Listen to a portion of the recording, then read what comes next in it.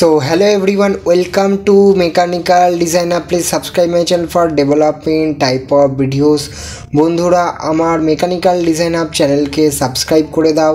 আর এই উইকে নতুন অ্যান্ড ফ্রেশ বেঙ্গল নিউজে তোমাদের সকলকে স্বাগত। বেঙ্গল নিউজে আমরা ওয়েস্ট বেঙ্গলের ডেভেলপমেন্ট, নতুন নতুন ইনভেস্টমেন্ট আর কোথায় কোথায় জব অপরচুনিটিস ক্রিয়েট হবে এই ব্যাপারে কথা বলে থাকি। তো আমি বর্তমানে একটু আউট অফ দ্য স্টেট আছি, সেই কারণে ভিডিও কম আসছে, প্লিজ সাপোর্ট করো। তো চলো নতুন ভিডিওতে যাওয়া যাক। এই উইকে নতুন অ্যান্ড ফ্রেশ বেঙ্গল নিউজে তোমাদের সকলকে স্বাগত জানাই। তো প্রথম যে বড় খবর আসছে সেটা অবশ্যই আসছে কলকাতার লেদার কমপ্লেক্স থেকে, যেখানে West Bengal government is going to invest 10,000 crore to create 2.5 lakh job opportunities in Kolkata leather কমপ্লেক্সে।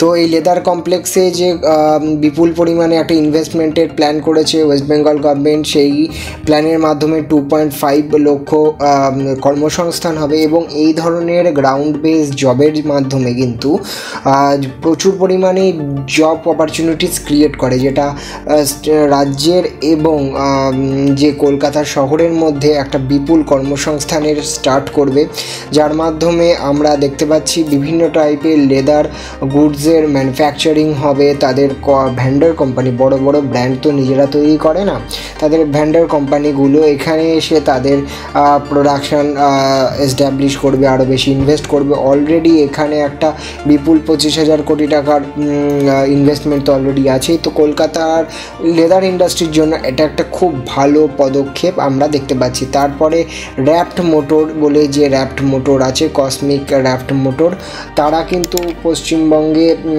তাদের প্ল্যান্ট আছে ডোম জুড়ে। এরা কসমিক বিড়লা গ্রুপের একটা পার্ট। এখন কসমিক র্যাপ্ট মোটরস হিসেবে তারা টু হুইলার্স ম্যানুফ্যাকচার করে। তো তারা কিন্তু এই টু হুইলার্সগুলো ডোমজুর প্ল্যান্ট থেকে খুব তাড়াতাড়ি কামিং মান্থের মধ্যেই তারা কিন্তু এখানে এটার ম্যানুফ্যাকচারিং স্টার্ট করে দেবে, এই ধরনের আপডেটই কিন্তু আমরা শুনতে পাচ্ছি।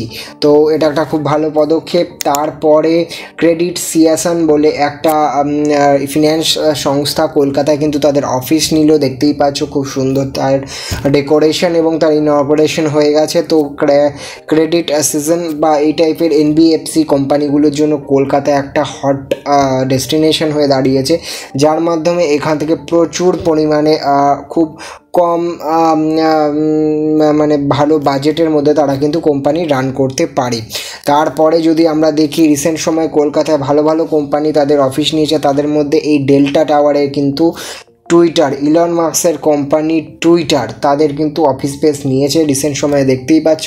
থ্যাংক ইউ নক্ষত্র যে আপডেট টুইটার চ্যানেল আছে তাদের থেকে, যে আমরা এরকম আপডেট পাচ্ছি। HDFC, Tech Mahindra, Concentrix, Twitter, Airtel, IndiGo, অ্যাফিস অ্যান্ড বন্ধন ব্যাংক, তাদের কিন্তু অফিস স্পেস রিসেন্ট সময় কলকাতায় নিয়েছে। রিসেন্ট সময় কলকাতায় তার অফিস স্পেসের ডিমান্ড খুব হাই চলছে। কলকাতায় রিয়েল এস্টেট কোম্পানিগুলো, মানি গ্রুপ, রুচি রিয়েলিটি, এই সব ধরনের কোম্পানিগুলো তাদের কিন্তু একের পর এক বিজনেস পার্ক বানিয়ে যাচ্ছে, যা কলকাতার এমপ্লয়মেন্ট জার্নির জন্য খুব ভালো পদক্ষেপ। দেখতেই পাচ্ছ ভালো রকমের একটা 12.7 লাখ স্কোয়ার ফিটের একটা ভালো ট্রানজ্যাকশন 2024 Q1 কিন্তু অলরেডি হয়ে গেছে। তারপর যদি আমরা দেখি নতুন ফ্লাইওভার 727 crore স্যাংশন হয়েছে, 7 কিমি বাইপাস নিউ টাউন এর মধ্যে একটা ফ্লাইওভারের জন্য এর ডিপিআর কনস্ট্রাকশনের বিভিন্ন ধরনের প্রসেস অলরেডি চলছে। তো এর মাধ্যমে আমরা দেখতেই পাচ্ছি Kolkata sector 5 and the New Town is going to connected by this new flyovers, এবং এটা কলকাতা এবং ইনফ্রাস্ট্রাকচারের জন্য খুব ভালো পদক্ষেপ। তারপরে যদি আমরা দেখি Kolkata among the 25 best সিটিজ in the world, যার মধ্যে কলকাতা, উদয়পুর, জয়পুর এরা আছে, যার মাধ্যমে কলকাতা তার বিজনেস অপরচুনিটি, তার ওয়ার্ক লাইফ ব্যালেন্স অ্যান্ড তার বিভিন্ন ধরনের হ্যাপিনেস ইন্ডেক্স, বিভিন্ন ধরনের সুযোগ সুবিধা সব কিছুর মাধ্যমেই কিন্তু এই জায়গাটা দখল করেছে। কলকাতাকে আরও কাজ করতে হবে, তার যাতায়াত ব্যবস্থা, তার ট্রান্সপোর্টেশনকে আরও স্মুথ করতে হবে, মেট্রো কানেক্টিভিটি দিতে হবে। তো এই ধরনের পদক্ষেপগুলো কিন্তু আরও করলে আরও কলকাতা উঠে আসবে। দেখতেই পাচ্ছ ইন্ডিয়া থেকে Jaipur, Kolkata and Udaipur, this are the best cities 25 cities in the world 2024-এর তাদের র্যাঙ্কিং অনুযায়ী। তো এর মাধ্যমে কলকাতা খুব ভালো পদক্ষেপ করেছে। রিসেন্ট সময়ে কলকাতায় জব অপরচুনিটিসও ভালোই ক্রিয়েট হচ্ছে, আরও ক্রিয়েট হতে হবে, যার মাধ্যমে অন্তত এখানে যেমন মানুষ সুখে শান্তিতে বসবাস করতে পারবে, তার সাথে সাথেই ভালো পরিমাণ পার ক্যাপিটা ইনকামও জেনারেট যাতে এখানে হতে পারে। তারপরে যদি আমরা দেখি ইন্ডিয়া নেদারল্যান্ডের একটা রিসেন্ট সামিটে হয়েছে, যেখানে মিউনিসিপ্যালিটি আর ডিফারেন্ট টাইপ অফ ওয়াটার প্রজেক্টের ব্যাপারে দুটো দেশ নিজেদের মধ্যে কোঅপারেশন করবে। সেখানে অবশ্যই ওয়েস্ট বেঙ্গল, কেরালা আর বিভিন্ন প্রজেক্টের উপর নজর থাকছে। তো এটা ইন্ডিয়া নেদারল্যান্ডসের মধ্যে একটা জয়েন্ট কোঅপারেশন বলতে পারো।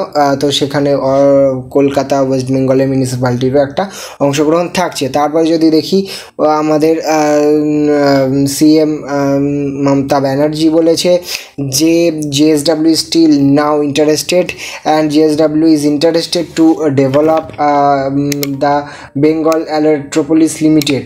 তো Jindal based JSW group to invest in the Durgapur. তো দুর্গাপুরটাকে কিন্তু প্রাইমারি পাখির চোখ করে ডেভেলপমেন্ট করা উচিত, অ্যাজ ওয়েল অ্যাজ শিলিগুড়ি। দুর্গাপুরে এয়ারপোর্টটাকে এক্সপ্যান্ড করা উচিত। এয়ারপোর্টের আশেপাশে নতুন ইন্ডাস্ট্রি যাতে আসে, বড় বড় ইন্ডাস্ট্রি যাতে আসে, তার সাথে সাথে IT সেক্টরও যাতে ডেভেলপ হয়, যার মাধ্যমে দুর্গাপুর একটা হট ডেস্টিনেশন থাকবে। যেমন প্রত্যেকটা স্টেটেরই টায়ার 2 সিটিস লাগে, না হলে স্টেটের ইকোনমি কনজেশন, ক্যাপিটাল সিটিতে কনজেশন খুব বেড়ে যায়। তো দুর্গাপুরটাকে প্রাইম টার্গেট ওয়েস্ট বেঙ্গল করছে, এটা খুব ভালো পদক্ষেপ এবং এই ধরনের পদক্ষেপের জন্য অবশ্যই সাধুবাদ জানাই। তারপর যদি আমরা দেখি hospital, Ramaiah memorial hospital of Bangalore is plans to open a unit in Kolkata and this is the bridge gap between the demand and the supply। তো কলকাতার হসপিটাল সেক্টরও একটা ভয়ঙ্করভাবে বুমিং করছে, তো এটাও খুব ভালো পদক্ষেপ। তারপরে যদি আমরা দেখি কোচিতে ওয়াটার মেট্রো তো খুব পপুলার। কোচির ওয়াটার মেট্রো কিন্তু দিকে দিকে পৌঁছে গেছে। তো কোচির ওয়াটার মেট্রোর আদলেই কলকাতা, মুম্বাই অ্যান্ড গুয়াহাটি অ্যান্ড গোয়ার জন্য কিন্তু মেট্রো সার্ভিসের ব্যাপারে কথাবার্তা চলছে। যে কোচির মেট্রো মডেল, ওয়াটার মেট্রো মডেলকে থেকে ইন্সপায়ার নিয়ে আমরা কিন্তু কলকাতাতে এই ধরনের মেট্রো চালাতে পারি, যার মাধ্যমে খুব তাড়াতাড়ি হুগলি থেকে হাওড়া সব জায়গায় কানেক্টেড হবে। মানুষজন যাতায়াত বিভিন্ন ধরনের ট্রান্সপোর্টের মাধ্যমে না করে এ ধরনের ওয়াটার সিস্টেমের মাধ্যমে করলে খুব ভালো একটা পদক্ষেপ হবে। তারপর যদি আমরা দেখি কলকাতা পোর্ট কিন্তু র্যাপিড গ্রো করছে। বাংলাদেশের ডেলিগেটসরা এসছে to explore possibilities in the transportation of the cargo ভাই ইস্টার্ন ইন্ডিয়া।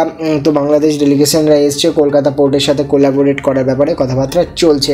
তো এইভাবে কলকাতা পোর্ট কিন্তু খুব তাড়াতাড়ি আরও নিজেদের ভাস্ট করছে, নতুন জায়গা নিচ্ছে, এক্সপ্যান্ড করছে। এবং আরেকটা রিপল অ্যান্ড কো বলে কলকাতা বেসড একটা কোম্পানি কিন্তু 600 কোটি টাকা দিয়ে হলদিয়ার একটা বার্থ মডিফিকেশনেরও কিন্তু কাজ করছে। তো আমরা দেখতে পাচ্ছি যেমন কলকাতা পোর্ট এক্সপ্যান্ডের ব্যাপারে এগোচ্ছে, ঠিক তেমনভাবেই এই যে হলদিয়া পোর্টেরও মডিফিকেশনের ওপরে একটা কিন্তু ভালো কাজ আমরা দেখতে পাচ্ছি।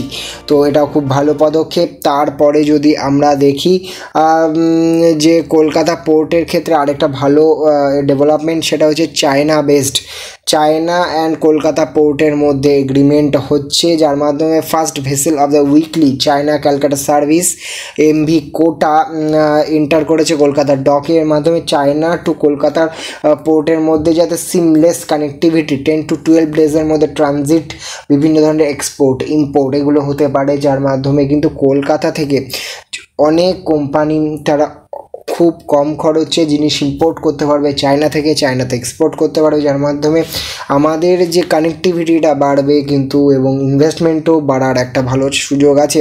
তো এই ধরনের ভালো ভালো ইনিশিয়েটিভ কলকাতা পোর্টকে কিন্তু আরও ভালো উচ্চতায় তুলে ধরছে। এবং রিসেন্ট সময় এরকম একটা আপডেট আসছে যে পুরুলিয়ায় কিন্তু তাদের যে ওয়েস্ট বেঙ্গলের যে এয়ারপোর্টের কাজ করা মানে কাজের ওয়ার্ক অলরেডি চালু হয়ে গেছে। পুরুলিয়া এরকম একটা এয়ারপোর্ট হলে আশপাশের যেমন বর্ধমান আশপাশের জেলাগুলোর মানুষ খুব ভালোভাবে একটা কানেক্টিভিটি পেতে পারে পুরুলিয়া এয়ারপোর্টের মাধ্যমে।